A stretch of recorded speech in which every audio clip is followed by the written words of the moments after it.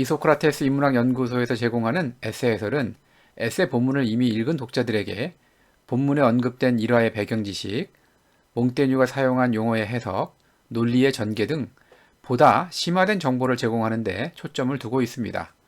따라서 에세 내용을 요약한다든지 몽테뉴 작품 전체의 특징 혹은 철학 등을 전반적으로 소개하는 다른 컨텐츠와 구별됩니다.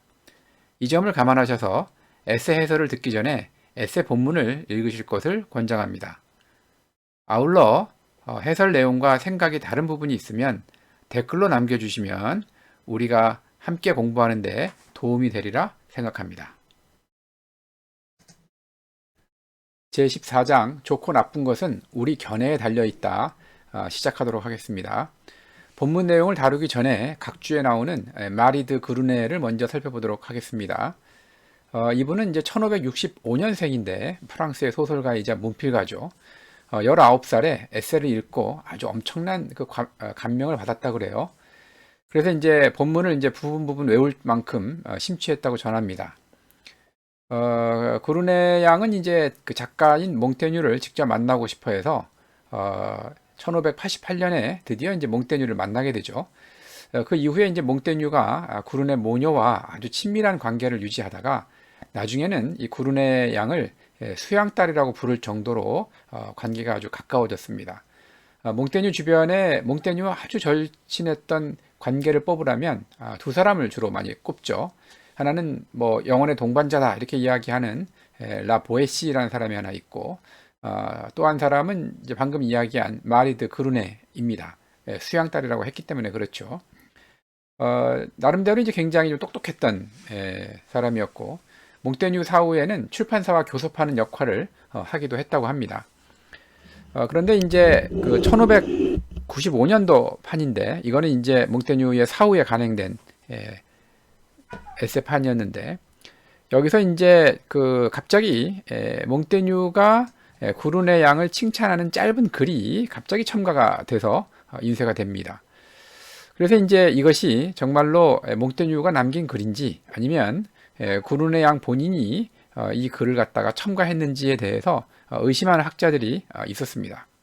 그래서 이제 당시에도 아마 이게 문제가 됐는지 구르네 양도 이와 관련해서 변명글을 3번이나 썼다고 전할 만큼 상당히 지금까지 논란이 되고 있는 겁니다. 그래서 이제 일부 사람들은 뭐라고 이야기하는가 하면 이 구르네 양이 몽테뉴의 수양딸이다라는 칭호를 자신의 출세를 위해 사용했다라고 의심하기도 합니다. 특히 이제 각주에 나와 있는 내용은 뭔가 하면 이 14장이 원래 위치가 다른 판본하고는 좀 달리 원래 뒤에 있다가 앞쪽으로 이동을 했는데 그것이 몽테뉴의 지시였는지 아니면 구르네 양의 독자적인 판단이었는지 알 수 없다 이렇게 언급을 하고 있는데 이게 뭐 꼭 엄청나게 중요했다기보다는 구르네 양이 몽테뉴의 뜻을 갖다가 충실하게 실행을 했느냐 아니면 자기의 판단에 따라서 독자적으로 행동했느냐를 가릴 때 흔히 언급이 되는 그러한 요소이기도 합니다. 뭐 한편에서는 구르네 양이 14장을 앞쪽으로 당기는 것 자체가 편집자로서의 상당한 식견을 보여준 거다라고 주장하는 사람들도 있습니다. 그래서 나름대로 이것이 꼭 뭐 몽테뉴의 뜻을 갖다가 받들었느냐 안 받들었느냐 상관없이 편집자로서의 능력을 인정해주는 그러한 시각도 있습니다. 이런 점도 한번 참고해 주시면 좋을 것 같습니다. 자, 14장은 다른 에세이에 비해서 상당히 글이 길죠. 또 언급된 일화도 굉장히 많고 논리 전개도 복잡합니다. 자, 먼저 사물 자체가 아니라 사물에 대한 견해 때문에 우리가 번뇌에 빠진다라는 명제가 맨 처음에 등장을 합니다. 이거는 이제 고대 그리스인들의 격언인데 과연 이 격언이 타당한지를 따져보겠다는 것이 몽테뉴의 의도죠. 이 격언의 출처는 에픽테투스라는 스토아 학파의 철학자이죠. 이 사람의 이제 엔케이리디온이라는 책이 있는데 거기에 제 5장에 나오는 글입니다. 김재홍의 번역으로 인용하면 아래와 같습니다. 사람들을 심란하게 하는 것은 그 일들 자체가 아니라 그 일들에 관한 그들의 믿음이다. 이를테면 죽음은 전혀 두려운 것이 아니다. 왜냐하면 소크라테스에게도 역시 그렇게 여겨졌을 것이기 때문이고 그러나 죽음에 관한 믿음 즉 두렵다는 것, 바로 이것이 두려운 것이기 때문이다. 그렇기 때문에 우리가 방해를 받거나 심란하거나 슬픔을 당할 때에도 결코 다른 사람을 탓하지 말고 우리 자신, 즉 우리 자신의 믿음들을 탓해야 한다 라고 말을 했습니다. 자, 그래서 몽테뉴는 만약에 사물 자체가 아니라 사물에 대한 견해 때문에 번뇌에 빠지는 것이라면 가련한 인간 조건이 완화되리라고 기대를 합니다. 왜? 사물을 바꾸는 건 어렵지만 우리 견해는 얼마든지 바꿀 수 있기 때문이죠. 자, 몽테뉴의 논리를 요약을 하면 이겁니다. 만일 우리가 두려워하는 일들이 고유한 본성상 두려움을 지니고 있는 거라면 동일한 수단과 기관을 가지고 있는 모든 인간은 똑같이 느끼고 똑같이 눈이 두 개고 코가 하나고 입이 하나고 팔이 두 개고 이렇게 있지 않습니까? 그렇기 때문에 동일한 수단과 기관을 가지고 있는 모든 인간은 동일하게 두려움을 느끼겠죠. 어떤 일들이 그 원래 고유한 본성상 두려움이 있다면 그걸 똑같이 느낄 겁니다. 그런데 우리들은 동일한 사건을 겪으면서도 여러 가지 의견을 갖죠. 따라서 사물과 우리 사이에 우리의 의견이 자리를 잡고 조율하는 것이 틀림없다라는 것이 몽테뉴의 생각입니다. 자, 그래서 그는 일단 좋고 나쁜 것은 우리의 견해에 달려있다라는 명제에 일단 동의하죠. 자, 그런 다음에 우리가 이제 가장 나쁘다고 생각하는 것들이 바로 뭐냐 하면 죽음, 가난, 고통입니다. 그래서 이거를 대하는 사람들의 다양한 반응을 살펴보기로 하는 거죠. 예를 들어서 죽음이나 가난이나 고통을 대하는 사람들의 태도가 사람들마다 많이 다르고 굉장히 다양하다면 죽음이나 가난이나 고통을 항상 이 안에 두려움이 있을 수밖에 없고 우리는 이걸 보면서 두려워할 수밖에 없어 라고 이야기하는 건 말이 안 되겠죠. 자, 그래서 이것들을 대하는 사람들의 다양한 태도를 한번 살펴보자 이겁니다. 먼저 죽음을 살펴보는데 어떤 사람들은 죽음을 가장 끔찍한 것이라고 부르지만 다른 사람들은 죽음을 이승의 고통이 끝나는 항구, 자연의 지복, 자유의 유일한 지주, 불행을 한 방에 날리는 처방으로 인식을 합니다. 그래서 어떤 이는 죽음을 피하려고 하고 어떤 이는 죽음을 기꺼이 받아들이죠. 특히 철학자들은 죽음을 담담히 받아들이는 자들이어서 의도적으로 죽거나 죽음을 앞당기기도 했습니다. 그렇지만 철학자들 같이 영광스러운 용자들, 그렇죠? 철학자들은 우리 일반인들이 접근하기에는 너무나 특별한 일들이기 때문에 이 사람들이 그렇다고 하더라도 인간 일반의 태도나 아니면 일반 인간들도 그렇게 할 수 있다고 주장할 수는 없는 거기 때문에 이건 일단 제외하자 이런 겁니다. 자, 이제 죽음을 대하는 일반인들의 다양한 반응을 모아봅니다. 그래서 사형장에 끌려갈 때 평소와 다름없이 태연함을 보이는 사람도 있고 노래를 하거나 또 농담을 하는 사람도 있죠. 또 기꺼이 죽음을 받아들이는 자도 있습니다. 또 어떤 하인 같은 경우에는 주인이 틀릴 수 있다는 것을 받아들이느니 차라리 죽겠다라고 나설 정도로 주인에 대한 신뢰가 높은 그런 하인도 있었고 루이 11세를 왕이라고 부르기보다는 교수형을 당하겠다고 나서는 사람들도 있었고 남편을 따라 즐겁게 불타 죽는 여인들도 있었습니다. 자, 이렇게 보는 것처럼 사람들은 죽음에 대해서 그거를 조롱하거나 기꺼이 받아들이거나 아니면 죽는 것을 즐거워하는 사람도 있고 굉장히 다양한 그러한 반응을 보인다는 거죠. 자, 몽테뉴는 이렇게 죽음을 적극적으로 수용한 예가 아주 무수히 많다고 하면서 대표적인 예로 피론의 돼지 이야기를 꺼내듭니다. 자, 피론이라는 사람은 그리스의 철학자인데 아무것도 알 수 없다라는 것이 일반적으로 우리가 회의론이라고 이야기하는 거죠. 그런데 이 피론 같은 경우에는 아무것도 알 수 없다는 주장 역시 불확실하다라고 주장할 만큼 극단적인 회의론을 펼쳤습니다. 자, 그래서 오늘날 우리가 그의 회의주의적 철학을 그 이름을 붙여갖고 피론주의라고 부르죠.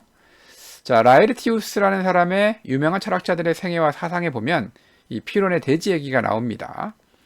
이제 어느 날 배를 타고 가던 도중에 폭풍을 만나니까 사람들이 불안해졌습니다. 낯빛이 막 흐려졌죠. 그러자 이제 피론이 평온하게 먹이를 먹는 돼지를 가리키면서 현자란 이와 같이 평정심 가운데 자신을 유지해야 한다라고 말했습니다. 자, 그 장면을 다루고 있는 사진이 바로 이거죠. 그래서 지금 여기에 보면 이 필원으로 보이는 이 사람이 굉장히 편안한 가운데 돼지를 가리키면서 어떤 이야기를 하고 있고, 사람들은 지금 막 폭풍우가 몰아치는 가운데 막 혼란스러워하고 있죠. 바로 이 장면을 이제 그린 겁니다.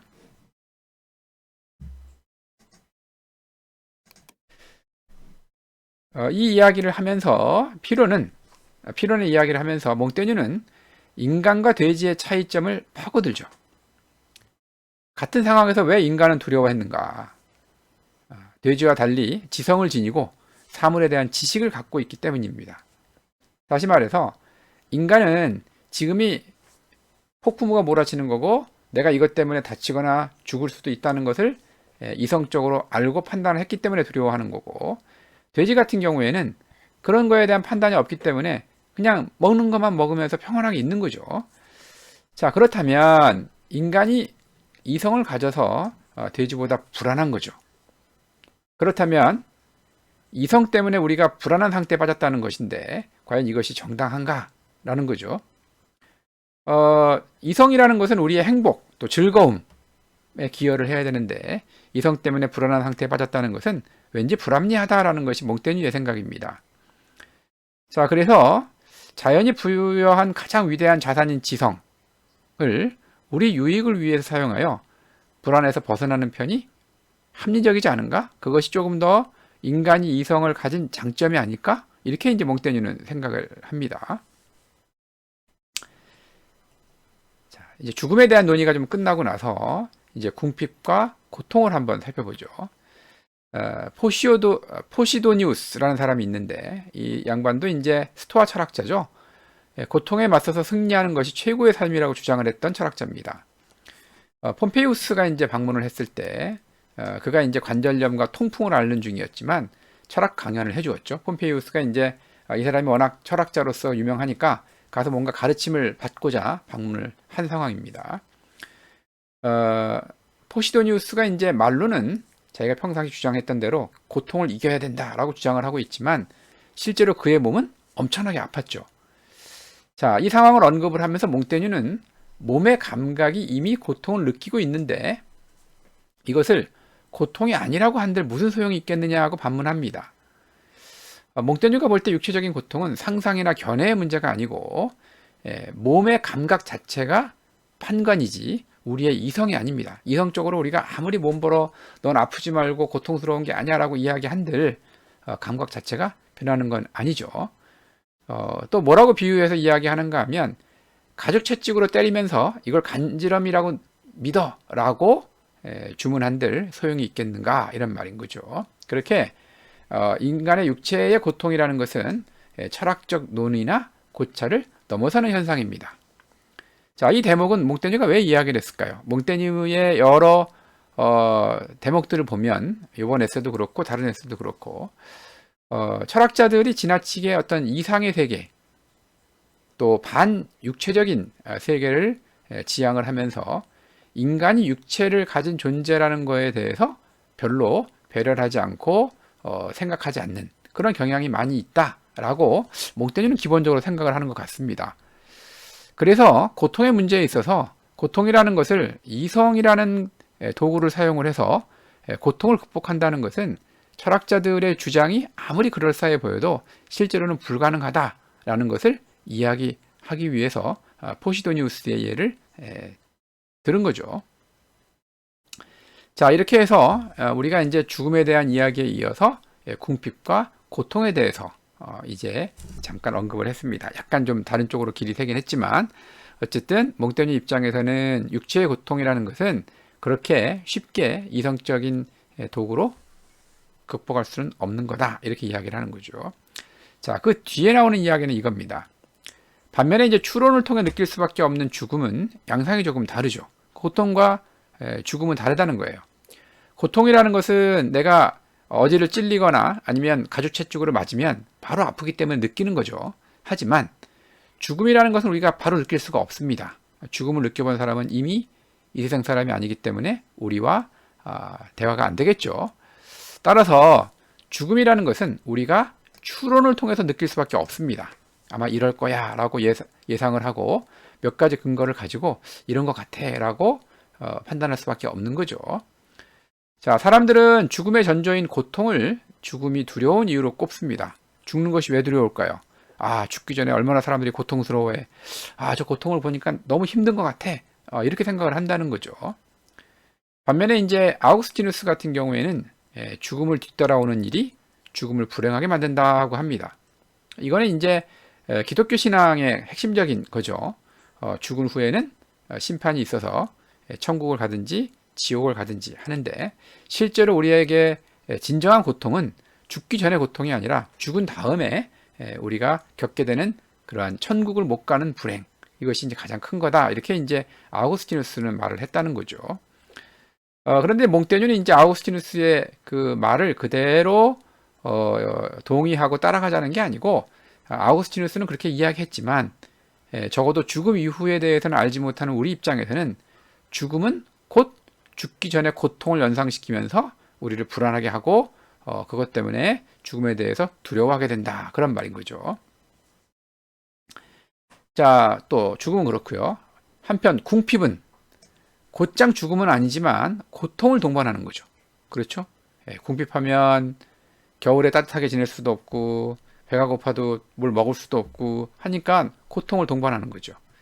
자, 이런 면에서 죽음과 궁핍은 모두 고통을 공통분모로 가지고 있습니다.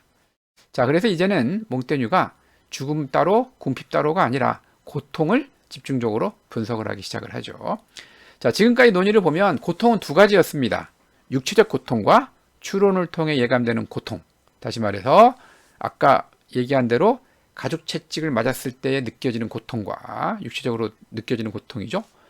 또 추론을 통해서 예감되는 고통은 실제로 우리가 느끼는 고통, 감각으로 느끼는 고통이 아니라 우리가 머릿속으로 예상을 해보면 느껴지는 고통이 바로 이거죠. 죽음이나 궁핍 등이 풍기는 고통이죠. 자, 이러한 모든 고통을 없애지는 못합니다. 그렇죠. 없앨 수 있으면 얼마나 좋을까요? 없애지는 못하죠. 하지만 몽테뉴는 참을성으로 이것을 덜고 영혼과 이성을 건강한 상태로 유지하여 극복할 수 있는 방법은 있다라고 생각을 합니다. 왜? 이러한 고통은 우리에게 달려있기 때문에 우리가 노력해 볼 여지가 있는 거죠. 육체적인 고통을 우리가 노력해갖고 없앨 수는 없지만 추론에 의해서 예감되는 고통, 죽음이나 궁핍을 통해서 예상되는 고통, 이런 것들은 우리에게 달려있는 만큼 이거를 극복할 수 있지 않을까라고 생각을 합니다. 자, 이렇게 고통에 대한 예비 분석이 끝난 후에 몽테뉴는 고통의 본질을 하나하나씩 살펴보죠. 자, 우선 고통은 덕, 용기, 힘, 관용, 결단의 계기이기도 합니다. 자, 방금 이야기한 덕이나 용기나 힘, 관용, 결단 같은 경우는 우리가 보편적으로 인정하는 가치죠. 그런데 가만히 생각을 해보면 이러한 가치들은 고통이 없다면 존재할 수 없습니다. 예를 들어서 고통의 순간이 없다면 용기를 보여줄 기회가 없죠. 자, 그렇기 때문에 고통은 고결한 가치, 앞에서 이야기한 덕, 용기, 힘, 관용, 결단이죠. 이러한 것들이 드러나는 근거로 작용을 하기도 합니다. 고통의 이제 본질 가운데 하나라는 거죠. 또 고통은 격하면 짧고 길면 가볍습니다. 자, 고통이 너무나 심해요. 고통이 너무나 심하면 그 고통 때문에 목숨을 잃을 수도 있죠. 그러면 그 고통을 겪는 시간이 짧을 수밖에 없는 겁니다. 반면에 고통이 길다면 아무리 큰 고통이라고 하더라도 그것이 오랫동안 가다 보면 언젠가는 조금 고통이 덜해지는 순간도 있고 더해지는 순간도 있겠죠. 그래서 죽을 만큼까지는 아니라는 측면에서 상대적으로 가볍다라고 이야기할 수가 있습니다. 그래서 이걸 뭉뚱그려서 격하면 짧고 길면 가볍다, 이렇게 이야기한 겁니다. 자, 그래서 결과적으로 모든 고통은 감당할 만한 겁니다. 감당하지 못할 정도면 죽음으로 끝이 나고, 감당할 만하면 더불어 지낼 정도가 되기도 하죠. 그런데 고통을 겪을 때 우리가 힘든 이유는 마음에 관심을 기울여 통제하는 연습이 부족하기 때문에 그렇다.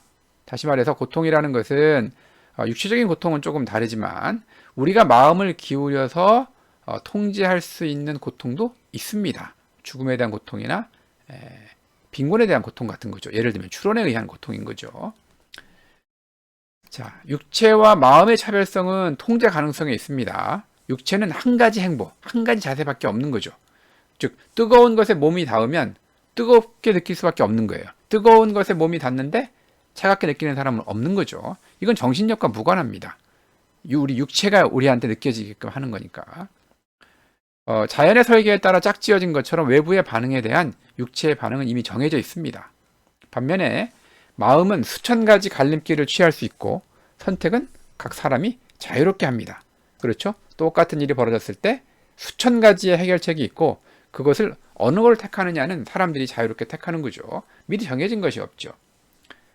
하지만 이런 자유가 반드시 고통의 극복에 도움이 되는 건 아닙니다. 때로는 마음은 무차별적으로 아무 것이나 자기 목적을 위해 이용하는 만큼 오류나 꿈을 끌고 와서 위안을 주기도 하고 지나치게 민감하게 반응하여 자연이 정한 것 이상으로 자유롭게 나아가기도 합니다. 따라서 몽테뉴가 주장하는 것은 가장 유쾌한 쪽으로 기울도록 자신을 돕자라는 겁니다. 그래서 통제 가능한 부분은 육체가 아니고 정신이기 때문에 정신의 자유로움을 적극적으로 활용해서 우리가 극복할 수 있는 것만큼은 극복을 해보자 이렇게 이야기합니다. 자, 그러면서 몽테뉴는 뭐라고 이야기하는가 하면 플라톤이 고통이나 쾌락에 격렬하게 사로잡히는 것을 우려했다라고 설명을 합니다. 자, 이 플라톤이 고통이나 쾌락에 격렬하게 사로잡히는 것을 우려했다는 말은 관련된 문헌은 이 파이돈이라는 대화편이죠. 자, 파이돈에서 소크라테스는 육체는 감각적이고 보이는 것을 탐구하지만 영혼은 가지적이고, 가지적이라는 것은 알 수 있고 비가시적인 눈에 보이지 않는 것을 탐구한다고 말을 합니다. 자, 그래서 고통이나 쾌락에 격렬하게 사로잡히면 영혼은 육체에 결박된 상태가 되어 육체가 이끄는 대로 끌려다니게 된다라고 우려를 했습니다. 그런데 몽테뉴는 그 반대를 걱정을 하죠. 격렬하게 몰두를 하다 보면 마음을 육체에서 떼어내서 분리시킬까봐 두렵다 이렇게 이야기를 합니다. 앞에서도 말씀을 드렸지만 몽테뉴는 기본적으로 인간의 육체를 인정할 수밖에 없지 않냐라는 태도를 갖습니다. 그래서 육체를 부인하고 정신적인 면만 또 영혼만을 강조하는 철학에 대해서는 좀 반대를 표하는 거죠. 역시 몽테뉴가 볼 때는 플라톤은 지나치게 육체에 대해서 배려를 좀 덜했다 이렇게 보는 것 같습니다. 자, 그 다음에 왜 그럴까요? 몽테뉴는 뭐라고 얘기하는가 하면 달아나면 적이 더 사나워지듯이 우리가 떨면 고통은 더 오만해진다 이렇게 이야기하면서 플라톤식으로 육체는 중요한 게 아니고 정신적이 중요한 거야 라는 식으로 육체에 대해서 관심을 갖지 않으면 고통은 더욱더 우리의 육체를 고통스럽게 할 거다 라는 면에서 이제 몽테뉴는 이야기를 합니다. 그래서 몽테뉴는 당당히 맞서야 고통이 줄어든다 이렇게 이야기합니다. 그래서 몽테뉴는 이렇게 플라톤의 형이상학적 이론을 육체의 고통에 대처하는 영혼의 활용이라는 실제의 삶의 기술로 관심을 돌리기 위한 지렛대로 사용을 하는 거죠. 그러니까 플라톤이 이야기하는 형이상학적 이론을 그대로 수용하지 말고 육체의 고통에 영혼을 활용하는 계기로 삼을 수 있는 면이 있다 이렇게 이야기한 겁니다. 키케로가 이제 투스쿨룸 대화라는 책에서 말한 것처럼 각오를 다진 영혼이 부담스러운 노고를 쉽게 물리친다라는 말을 인용을 하면서 우리가 고통에 대해서 너무나 그렇게 매몰되지 말고 마음을 꼿꼿이 가누어서 고통을 어느 정도 감내할 수 있다라고 강조를 합니다. 그래서 앞에서는 육체의 고통이라는 것은 정신을 가지고 100% 극복할 수 있는 건 아니다라고 이야기했지만 몽테뉴의 이야기를 봤을 때는 마음을 꼿꼿이 가누면 고통을 조금 더 덜어서 우리가 감내할 수 있다 이렇게 이야기하는 겁니다. 자, 이어서 이제 배심 없는 사람의 구미에 딱 맞는 예들이라고 하면서 몇 가지를 살펴보고 있죠. 몽테뉴는 아마도 지금 제시하는 현실적인 사례를 통해서 자신이 추구하는 바가 이게 너무나 이상적이거나 아니면 도저히 성취 불가능한 것이 아니라 실현 가능한 거야 라는 주장을 하려고 합니다. 그래서 육체적인 고통을 정신을 통해서 극복하는 사람들의 이해를 제시하고 있죠. 첫 번째는 이제 그 산통이죠. 산통을 이제 수월하게 견딘 예로 스파르타 여인들, 스위스 병사들의 아내, 집시 여인들, 몰래 아이를 낳는 처녀들, 로마 귀족 사비누스의 정숙한 아내, 이렇게 이제 설명을 하고 있죠. 여기서 이제 스위스 병사들 얘기가 나오는데, 스위스 병사들은 대부분의 경우는 용병입니다. 용병이라는 것은 돈을 받고 군인으로 활동을 해주는 사람들을 이야기하죠. 그래서 스위스인들이 이제 용병으로 유럽 전역에서 활발하게 활동을 했고, 스위스 용병들이 용감하다라는 말 때문에 이 사람들이 인기가 굉장히 많았습니다. 스위스 용병들은 이제 관례적으로 가족들과 함께 병영 생활을 했습니다. 용병의 아내들은 이제 해산을 한 다음 날 신생아를 얻고 남편을 따라 행군을 할 만큼 해산의 고통을 잘 견뎠다고 하죠.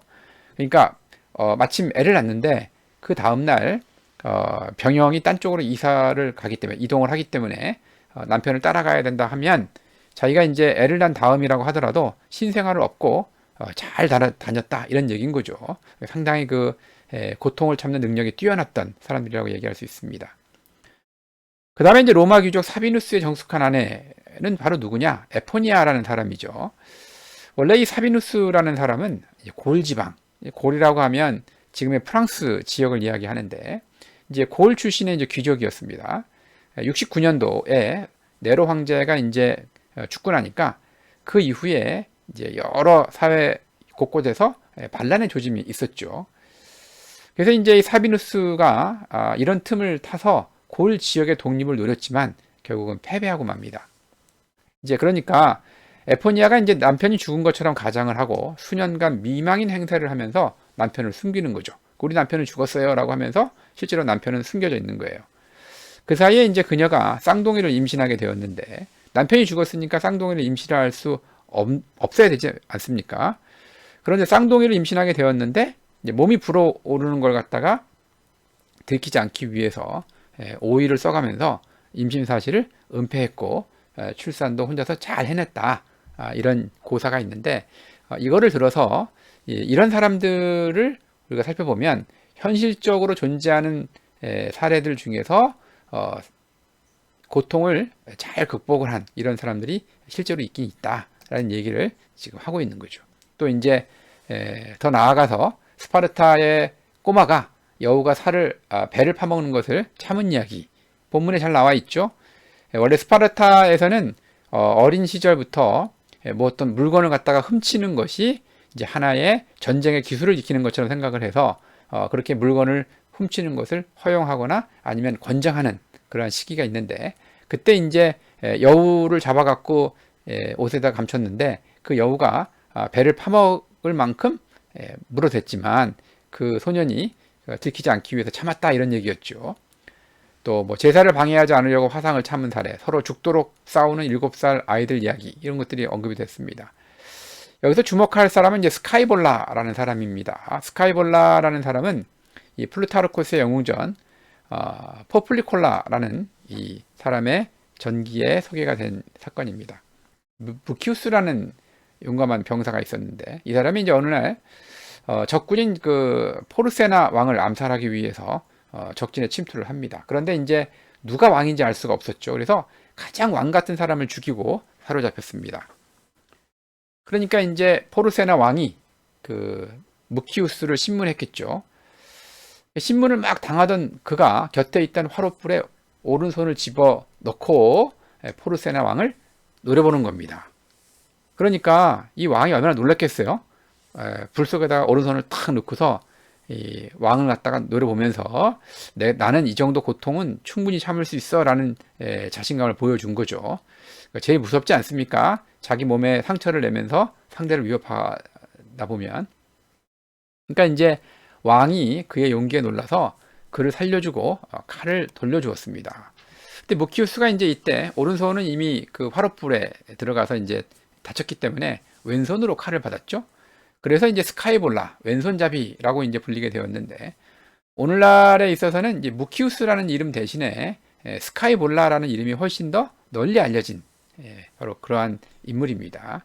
굉장히 좀 섬찟하지만 많이 언급되는 그런 일화이기 때문에 한번 기억해 두는 것도 좋을 것 같습니다. 자, 고통을 참는 여인들의 이야기가 또 이어지는데 다소 이제 세태풍자적인 느낌이 있죠.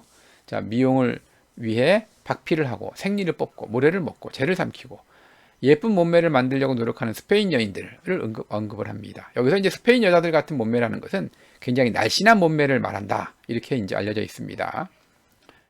또 앙리 3세가 폴란드에서 봤던 신화 이야기, 또 자기의 흔들림 없는 마음을 증명하려 한 소녀 이야기, 여인을 위해 칼자국을 내는 터키인, 이런 사람들도 쭉쭉 나오고 있습니다.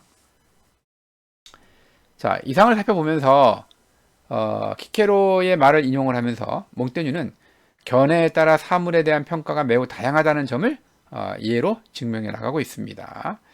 또 흥분과 난관을 사랑한 알렉산드로스 대왕, 카이사르, 일반적으로는 어려움을 만나는 걸 싫어하고 차분한 마음을 갖고자 하지 흥분을 좋아하지 않지 않습니까? 그럼에도 불구하고 알렉산드로스 대왕이나 카이사르 같은 사람은 난관을 사랑하고 흥분을 사랑했다, 이런 얘기인 거죠. 또 무기가 없으면 살아갈 의욕을 잃는 사람들도 있고, 무기라는 건 항상 위험하기 때문에 어떤 사람들은, 우리 같은 사람들은 무기가 곁에 없기를 바라지만 그것이 없으면 살아갈 의욕을 잃는 사람들도 있다, 이런 얘기고, 사막에서 수여행을 하는 그런 수도자들, 그렇죠? 굉장히 힘들죠, 이 사람들. 그럼에도 불구하고 자발적으로 고행을 하는 이러한 사람들, 보로메오 추기경이라든지 오쟁이진 상황을 치욕이 아니라 기회로 생각하는 자들, 굉장히 좀 파렴치한 사람들이긴 하죠. 그런 사람들. 우리 몸에서 가장 즐거운 기관인 눈을 스스로 찌른 데모크리투스 같은 사람들, 이런 사람들, 또 탈레스와 몽테뉴는 자식이 없는 걸 아쉬워하지 않았다, 이렇게 얘기를 했는데, 몽테뉴는 이제 결혼 생활 동안에 딸 6이 태어났는데 한 명을 제외하고는 5명이 모두 일찍 죽은 바가 있죠. 그래서 아마 이런 경험 때문에 몽테뉴는 자식이 없음을 아쉬워하지 않는 그런 이제 강한 마음을 갖게 된 것 같습니다. 자, 견해에 따라서 사물의 가치가 결정되는 과정은 돈 문제에서 가장 극명하게 드러나죠.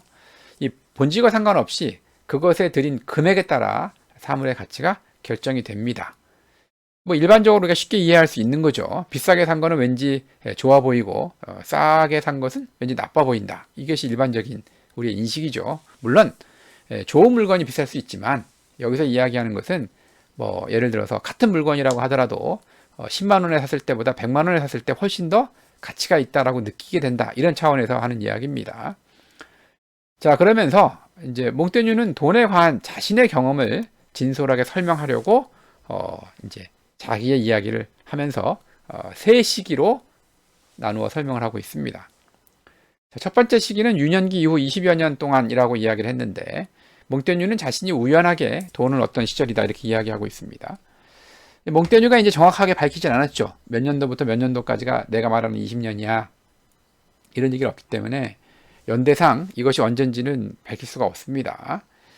또 뭐 모른다고 하더라도 그를 이해하는데 문제가 없죠. 자, 그런데 이제 본문에서 뭐라고 얘기를 했는가 하면, 친구들에게 돈을 빌리고 변제하거나 궁한 상황의 해결을 고민하던 시절이 있었던 것 같습니다. 그래서 과연 몽테뉴가 과연 이런 시절이 있었는가 하는 그런 궁금증을 자아내기도 하는 그러한 대목이기도 하죠. 자, 원래 이 몽테뉴의 집안은 포도주나 생선 등을 판매를 하면서 자본을 축적한 이 가정입니다. 나중에는 이제 귀족 반열에까지 오를 정도로 부를 쌓았죠. 그래서 이제 돈을 주고 관직을 사고 팔던 시절에 이제 판세가 될 정도였으니까 돈이 굉장히 많았다는 걸 알 수가 있죠. 그래서 몽테뉴는 평생 돈 때문에 힘들게 살지는 않았습니다. 그래서 아까 본인은 뭐 친구들에게 돈을 빌리고 변제하고 했다고 하지만 아마도 젊은 시절에 좀 자기한테 유산이 다 온 게 아니기 때문에 이런 과정이 좀 있지 않았을까 생각이 됩니다. 이 호타 유시에라는 분이 쓴 몽테뉴라는 책을 참고를 하면, 이제 몽테뉴가 은퇴해서 성에 들어갈 무렵인 1570년경에 아버지의 재산을 물려받았는데 3억 3천만 프랑, 약 600억이죠. 그러니까 600억인데 이것이 예전에 쓰여진 글이라는 걸 생각을 하고 지금으로 생각을 해본다면 이거보다 훨씬 더 많은 금액일 겁니다. 자, 그 유산에서 들어오는 수입이 한 달에 38만 프랑, 그러니까 7천만 원 정도였다고 하니까 엄청난 돈이죠. 이를 생각해 보면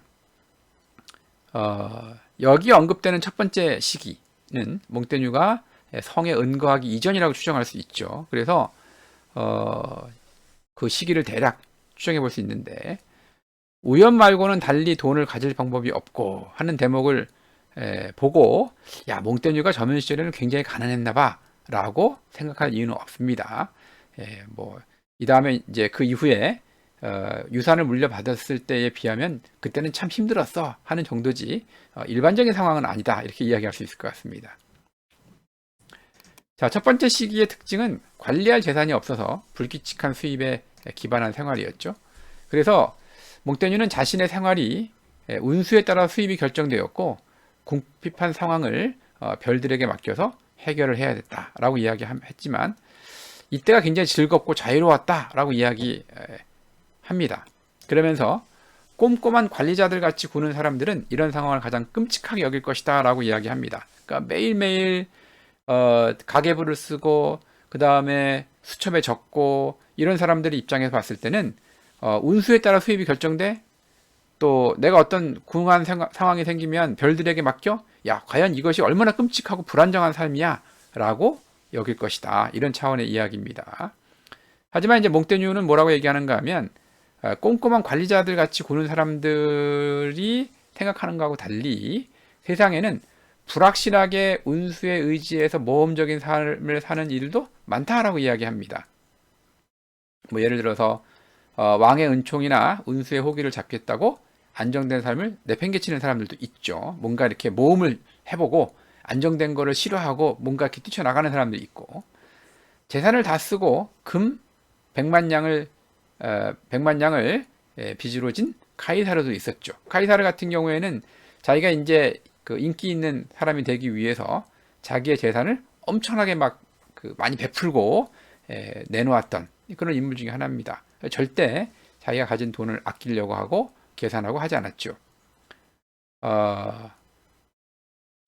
또 수도사들이 있는데, 수도회 같은 경우에는 자신들이 어떤 수입이 있는 것이 아니라 신자들이 헌금을 하면 그 헌금을 가지고 먹고 사는, 물론 이제 직업은 그걸 헌금을 받아서 먹으려고 이분들이 그런 건 아니지만, 그분들의 경제적인 관점에서 봤을 때는 모든 것이 신자들의 기부에 의존해 살고 있죠. 하지만 수도회의 수도자들은 이러한 상황을 전혀 의식하지 않고 평안한 가운데 우리에게 필요한 것은 다 주실 거야 라고 하면서 평안하게 생활을 하는 거죠. 이런 걸로 봤을 때 꼼꼼한 관리자들 같이 굴지 않아도 이렇게 모험적인 삶을 사는 사람들이 굉장히 많이 있다라고 몽테뉴가 예시를 한 겁니다. 자, 그러면서 뭐라고 얘기하느냐? 운명의 변화 앞에서 부가 쉽게 흩어진다. 그러니까 돈이라는 것은 있을 때도 있고 없을 때도 있고, 오늘까지 없다가 갑자기 내일 생기기도 하고, 엄청나게 많이 있다가 갑자기 없어지기도 하고, 이렇다는 얘기인 거죠. 자, 그래서 돈에 의존을 해서 정돈된 삶을 사는 것이 아니라 자기의 내적인 자산을 통해서 정돈된 생활을 할 수가 있는 것만큼 결국은 나의 어떤 내면 세계를 통해서 외부의 경제적인 생활도 달리 평가가 되기도 한다라는 결론을 내린 겁니다. 첫 번째 시기를 언급을 하면서요. 자, 두 번째 시기는 돈을 갖게 된 상태였습니다. 역시 연대기적으로는 확정할 수 없지만 본문 내용을 통해 추정을 해보면 아마도 유산을 물려받은 1570년에서 이탈리아에 여행을 했던 1580년에서 81년 사이 정도를 가리키는 것이 아닌가라고 저는 추정을 해봅니다. 돈을 갖게 됐으니까 이 상당한 액수를 비축해 놓고 이런저런 사고가 날까봐 늘 불안했다라고 이제 고백을 합니다. 지금처럼 은행에 돈을 맡기거나 한 것이 아니기 때문에 금고에다가 넣어놓고 누가 이 금고를 훔쳐가지 않을까, 또 누가 이 금고를 탈취하기 위해서 나를 공격하지 않을까, 이런 생각을 했다는 거겠죠. 이럴 때 이제 이탈리아에 여행을 했을 때 그 여행이 불안함 그 자체였다. 왜? 내가 여행을 가면서 돈을 막 사들고 다녀야 되는데 그 돈이 없어질까봐 걱정을 했다는 거죠.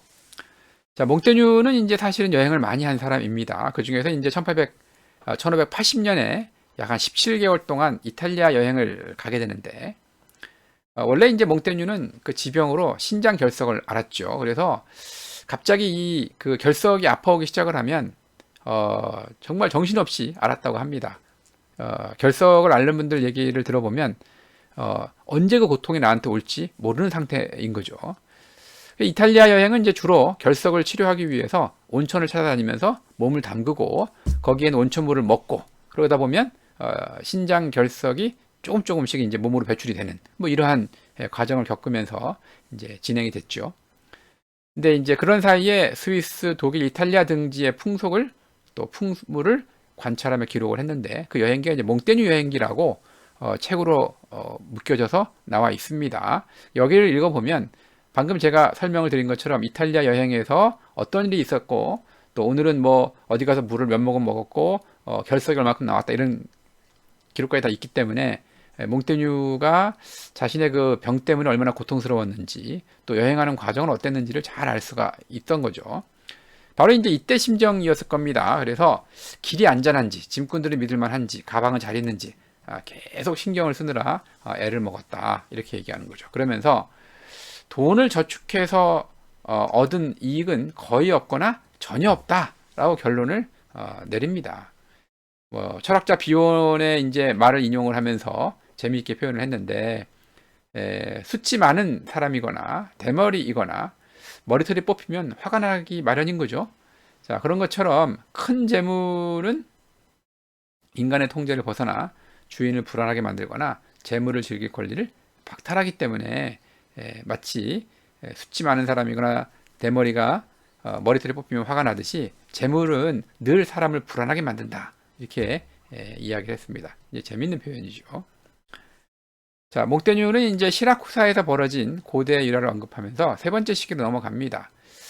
시라쿠사는 이제 오늘날로 치면 그 시칠리아 섬이 있고 이 시칠리아 섬의 이쪽 부분에 있는 바로 지역이 바로 이 시라쿠사라는 시죠. 이 본문에서는 이제 디오니시우스 2세가 부하의 재물을 빼앗았다라고 이제 써져 있지만 실제로는 디오니시우스 1세의 이야기입니다. 그 시라쿠사는 당시에 디오니시우스 1세가 참주로 통치를 했습니다. 참주라는 것은 강력한 통치를 했던 1인 통치자를 의미를 합니다. 특히 디오니시우스 1세는 이제 최악의 폭군으로 알려져 있는데 이 사람이 어떻게 해서 부하에게 빼앗은 재물을 돌려주었는지 이해하기 어렵습니다. 폭군이라면 당연히 부하에게서 재물을 뺏는 것까지는 이해가 되는데 왜 돌려줬을까요? 참 알다가도 모를 일입니다. 여하튼 이 돌려받은 인물은 재물에 대해서 새로운 깨달음을 얻었다. 이것이 이제 이야기의 핵심인 거죠. 자, 세 번째 시기에 몽테뉴는 훨씬 즐겁고 잘 조절된 삶으로 돌아왔다고 밝히죠. 첫 번째 시기와 다른 점이 있는데 그것은 삶을 즐기면서 현재 있는 것으로 만족하는 모습입니다. 그러니까 첫 번째 시기에도 나는 즐거웠다라고 얘기를 했고 두 번째 시기는 힘들었다고 얘기했고 세 번째 시기도 즐거웠다고 이야기했는데 첫 번째 시기와 세 번째 시기의 차이점은 세 번째 시기에서는 삶을 즐기면서 현재 것으로 만족하는 모습을 보여줬다는 거죠. 자, 연대를 한번 또 다시 추정을 한번 해보죠. 두 번째 시기가 1580년도 초반으로 우리가 아까 잡았으면 세 번째 시기는 그 이후가 되겠죠. 1580년 이후에 몽테뉴의 연대표를 한번 보면 자, 83년도에는 보르도 시장에 재선이 돼서 이제 활동을 했는데 종교 전쟁과 패스트가 발생을 해서 굉장히 힘든 시간을 보냈습니다. 또 85년에는 이제 보르도시에서 패스트가 드디어 발생을 해서 6개월 동안 유랑 생활을 했죠. 전부 다 이제 집을 버리고 이제 패스트가 없는 곳으로 피신을 했다가 다시 돌아온 겁니다. 88년도에는 이제 카톨릭 동맹에 체포가 되어서 바스티유 감옥에 투옥되었다가 석방이 되었죠. 그 뭔가 적대감이라기보다는 어떤 정치적인 사안상 가톨릭 동맹에 체포가 된 거였죠. 하지만 나중에 이제 문제가 없었기 때문에 다시 이제 석방이 되긴 했습니다만, 하여간 그런 또 고초를 겪었습니다. 자, 90년에는 이제 건강이 악화됐고, 92년에는 후두염으로 사망을 했습니다. 이걸 쭉 봤을 때 학자들은 이 에세이가 1592년경에 쓰인 것으로 추측을 하죠. 자, 우리가 이제 연대표를 쭉 본 걸로 알다시피 이 세 번째 시기는 사실은 몽테뉴는 은거를 방해하는 전염병과 정치적 역할 때문에 굉장히 분주하고 복잡한 삶을 살았습니다. 그래서 그 어느 때보다 마음을 흔드는 사건이 굉장히 많았을 겁니다. 자, 그래서 그런지 그는 운수가 제게 대항할 충분한 무기를 우리에게 주리라고 기대하는 것은 어리석은 일이다. 운수와 싸우려면 바로 우리 무기로 싸워야 한다라는 거죠. 그러니까 운이라는 것이 우리한테 어려움을 주면서 야, 내가 너한테 어려움을 주기도 하지만 무기도 줄 테니까 그걸로 나랑 한번 싸워봐 라고 하지는 않는다는 얘기죠. 운수는 그냥 우리한테 갑작스럽게 와서 공격을 하기가 쉽다, 공격을 하기도 한다, 이런 말인 거죠. 그렇다면 운수와 싸우려면 다른 무기가 아니라 우리가 가지고 있는 무기로 싸워야 한다는 거죠. 여기서 이제 우리 무기라는 것은 마음이고, 운이 좋아 손에 얻은 무기는 아마도 재산일 겁니다. 자, 그래서 운수가 흔들린다면 이때 재산은 아무런 의지처가 되지 못하죠. 그래서 우리한테 있는 유일한 방어책은 자연이 우리에게 허락한 본연의 무기, 곧 마음을 통제하는 것. 이것이 우리가 사용할 수 있는, 안전하게 사용할 수 있는 방어책입니다.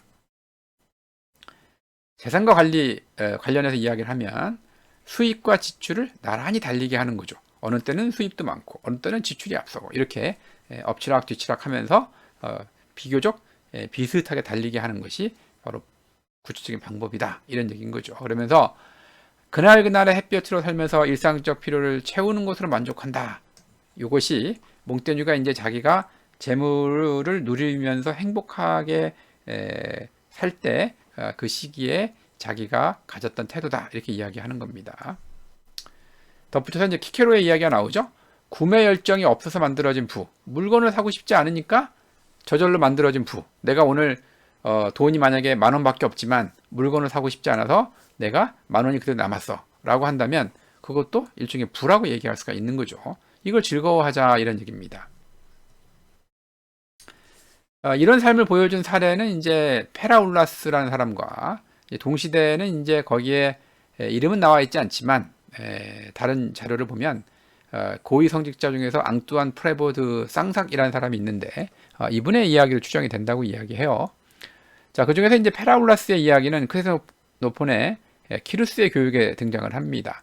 실제 기록된 이야기는 몽테뉴가 여기서 소개한 것보다는 훨씬 더 전후 사정이 얽혀 있죠. 원래 이 페라울라스라는 사람은 아주 한미한 집안의 출신이었는데 키루스 대왕의 눈에 띄어서 막대한 재산을 얻었습니다.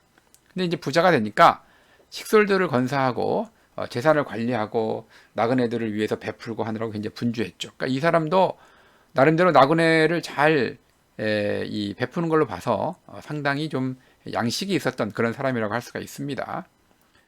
그래서 이제 이 사람은 이렇게 생각을 하다 보니까 내가 가난했을 때보다 더 괴로운 삶을 살고 있구나라고 느끼는 중이었습니다. 그럴 때 이제 우연한 사건으로 알게 된 용감한 청년이 이제 페라울라스의 부를 굉장히 부러워하는 것을 이제 알게 되니까 그에게 뭐라고 얘기하는가 하면 내가 재산을 줄 테니 자신을 손님으로 대접해달라고 제안을 하죠.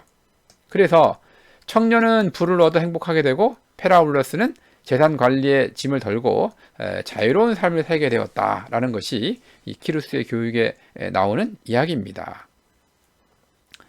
이제 비슷하게 대주교, 그렇죠, 앙뚜안 프레보드 쌍삭이라는 사람도 재산 관리를 이제 맡기고 성직자로서의 역할에 헌신하는 모범을 보여서 몽테뉴가 세 번째 시기에 누렸던 것처럼 재산이 중요한 게 아니라 그날그날의 어떤 만족을 위해서 살고 그것에 흡족해하는 그러한 생활 태도를 보여준 예라고 할 수가 있는 거죠. 자, 이런 긴 논의를 정리하면서 몽테뉴가 내린 결론은 이겁니다. 운수는 우리를 이롭게 또 해롭게 하지도 않는다. 그것은 단지 우리에게 재료와 씨앗을 제공을 하는 거죠. 문제는 뭐냐면 운수보다 더 강력한 우리 마음이 운수를 제 맘대로 해석하고 제 식으로 써먹는 거죠. 자, 그래서 맨 처음에 제시한 그리스인들의 격언, 그렇죠? 모든 것이 우리의 마음에 달렸다라는 격언은 옳다라는 결론에 도달하게 됩니다. 자, 마지막에 이제 그런데 참으로 시작하는 마지막 대목은 어떻게 되어 있는가 하면, 자, 지금까지 고통을 견디라고 했죠. 그런데 우리는 왜 실천을 하지 못할까? 몽테뉴는 이런 질문을 던지면서 불행을 뿌리 뽑을 강력하고 효과적인 약을 소화해내지 못하면 불행을 완화하는 약이라도 먹어야 한다. 이렇게 이제 이야기합니다. 그러면 불행을 뿌리 뽑을 강력하고 효과적인 약이라는 것이 뭘까요? 바로 죽음이 아닐까요? 죽어야지 고통이 끝나기 때문이죠. 만약에 죽음을 앞당겨서 모든 고통을 끝낼 만큼의 강력한 약을 먹겠다라고 생각한다면 그렇게 하면 되지만 그럴 용기가 없다면 대부분의 우리는 그렇죠. 그렇다면 불행을 완화하는 약, 즉 마음을 통제하는 힘을 잘 활용해서 대처해야 된다. 그러면 완전히 없애지는 못하지만 그래도 불행을 완화함으로써 우리가 이 세상 살아가는 동안에 나름대로 그 고통을 견뎌낼 수는 있지 않을까라는 겁니다. 그래서 우리는 고통이 너무나 크고 우리는 너무나 허약해 라고 백날 이야기해도 소용이 없고 실제로는 우리가 그 고통을 완화하기 위해서 자신의 마음을 다스리고 이성적인 판단을 날카롭게 하고 이러한 노력이 필요한 거다. 왜? 그런 모든 고통도 결국은 우리의 마음가짐에 따라서 없어질 수도 있고 커질 수도 있고 완화될 수도 있기 때문에 그런 거를 잘 활용을 하는 것이 현명하다 이렇게 이야기하는 겁니다. 자, 아주 긴 이야기를 했는데 우리가 살펴본 거를 다시 맨 위로 가서 한번 보자면 결국 좋고 나쁜 것은 우리의 견해에 달려 있다라는 그리스의 그 격언은 결국 몽테뉴도 동의하는 바로 그러한 사항이다라고 이야기할 수가 있는 거죠. 자, 제가 뽑은 문장은 운수가 제게 대항할 충분한 무기를 우리에게 주리라고 기대하는 것은 어리석은 일이다. 운수와 싸우려면 바로 우리 무기로 싸워야 된다. 이 문장입니다. 자, 원문을 보면은 Et c'est folie d'attendre que la fortune nous arme un jour suffisamment contre elle-même. C'est qu'avec nos armes qu'il faut la combattre. 이게 되는 거죠. 이상입니다.